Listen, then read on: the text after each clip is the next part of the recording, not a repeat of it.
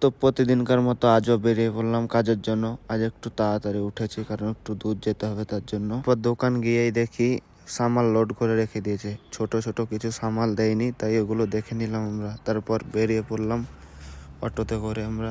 তারপর রাস্তাতে গিয়েই দেখি অনেক জাম্প ছিল আজ, তাই জাম্প ছাড়ার পর আবার বেরিয়ে পড়লাম।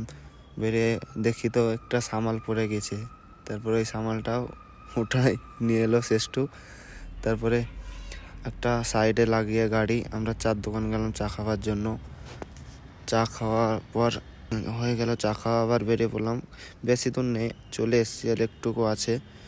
তারপর বোর্ড নামিয়ে দিলাম, সব দেখতে পাচ্ছ চ্যানেল ম্যানেল সব নামিয়ে আমরা এই পিভিসি করা হয়, পিভিসি টুকুনকে খুলতে হবে, তারপরে জিপবোর্ড হবে।